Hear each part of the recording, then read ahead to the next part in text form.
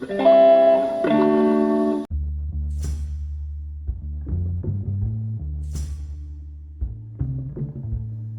right, I sort of covered this in a previous video, and I know we talked about trees, but this is a plant that grows on the power line area of our property, and it makes a great small O-scale tree, or maybe even an HO-scale tree. But I'm just going to do a quick demonstration of how I do that. But here's where I found them.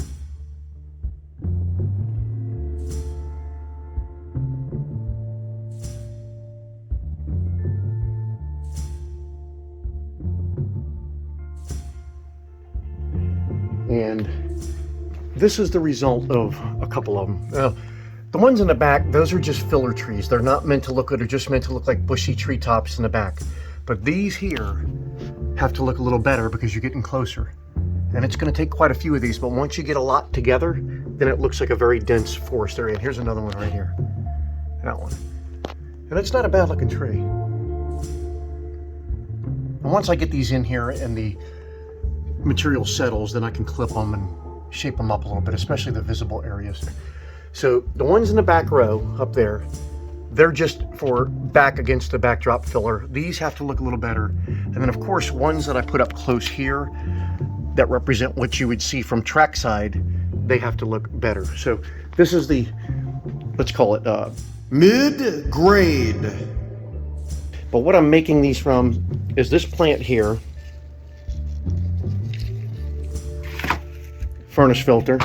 And you see that I've cut these into strips and then into little squares, and they're like, what's that, about 2.5 inch square. And then I'll try to show you how I do that real quick like. But I'm using Super 77 spray adhesive, hairspray, super leaf, and some other various materials. Real simple, and they look decent.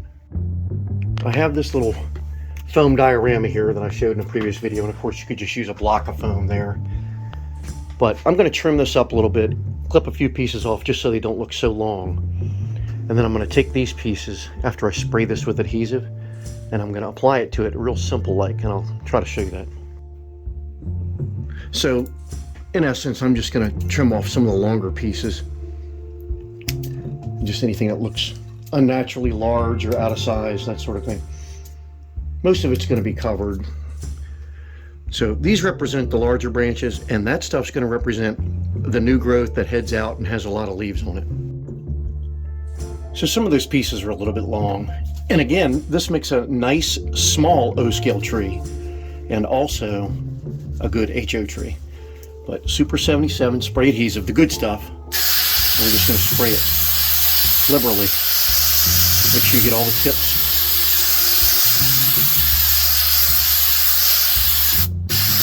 That's going to get tacky real fast. Tacky in a good way. Now, you do have a time limit on doing this. So what I'm going to do, I'm going to try to do this. This stuff is fluffy right here. And what I do is I try to take the fluffy stuff and just pull it apart and just barely touch it on there. Now, if your hand gets sticky, you're screwed. But if you just touch it to there and just pull away, it'll stay. But it has to be loose fibers. Like this. See how that's loose? Just loose fibers like that. And that's all it takes. And I know this is not the be-all end-all. There's a million ways to do this, but it definitely works for what I'm trying to do here. Some of it I'll try to pull away and pull kind of down so it looks like the branches are arching down. Works for some. And this plant is pretty flexible where it's not going to break apart. And I try to get some in the inside of it, so it gives a little bit of thickness on the inside down in there. I know this is a little bit hard to see on video. I'm trying to work fast before it dries.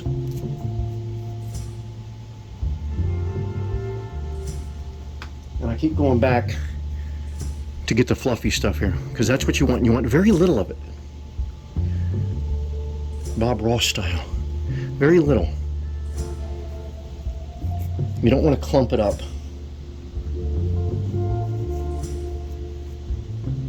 Just like that, and just pull away. I want some more here. I pretty much know that this is going to be the front of the tree, and I'm not really worried about the back. But if this was kind of on the front of the layout, you'd probably want to make provisions to get the whole thing kind of squared up. Not square, but you know what I mean. See, I'm just pulling away and it just sticks on there.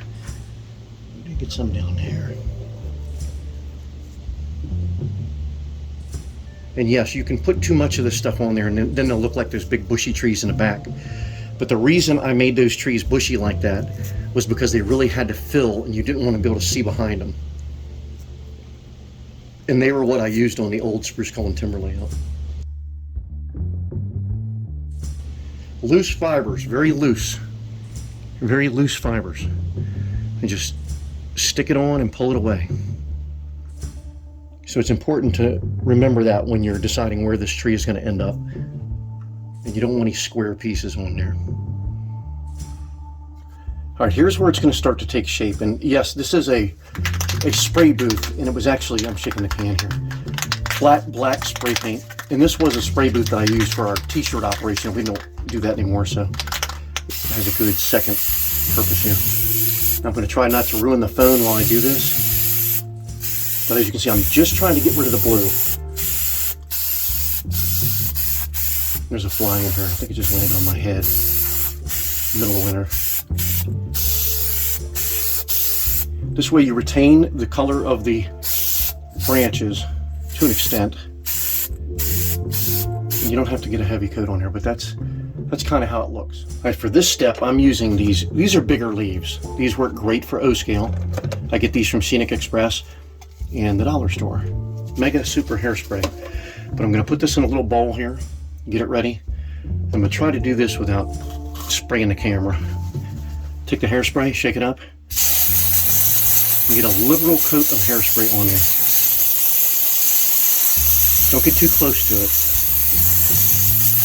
it. 12 to 18 inches away, something like that. Then I'm going to take my, and I know this is kind of hard to see, I start from the bottom. I just start lightly applying it. Let it fall down into the pan down there so you can use the rest of it. And you're going to use a lot of this, and I think I found that for each one of those containers, I probably get 10 to 12 of these trees out of it, which isn't bad because that ends up being a bucket tree, something like this. And this really is probably the most important aspect, especially when it comes down to how it ends up looking. But you can use a variety of different materials. Now right now I'm just trying to get the first initial coat on from the bottom, then I'll spray it again. All right, so now the trick is don't put too much on. And in this dark spray booth here, I don't have the light hooked up. It looks like it's really covered, but when it comes down to it, when you pull it out into the light, it's not, doesn't have that much on it. So you have to go through it. Just keep applying. And it's taking shape. All right, so out here in the light, you can see that there's not really that much foliage on there. So we're going to cover that up. And all these little tips here, you can clip these off, but you want to get them covered so it looks like there's big leaf areas on the tips of the trees. Branches. Tips of the branches. So for now I'm going to go around the tips.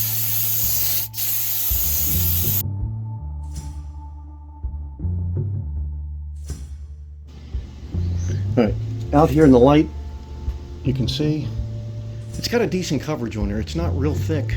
I may apply a little bit more, but I want to cut down some of these long strands. So that's not bad. We just need to thicken it up a little bit, and I'm not going to put too much more on, but that looks decent for what it is. And again, there's a million ways you can do this in a bunch of different materials you can use, different color, leaf material, thicker, thinner, that sort of thing. But for what we're doing, this looks pretty good. All right, so let's see how that one looks. That's not bad. Has a natural look to it. Now if I can just make a bunch of these and just keep adding them and adding them. And at some point here, I'm going to start adding in some forest floor debris, down trees, that sort of thing as I go. But I wanted to start on this. Not a bad looking tree.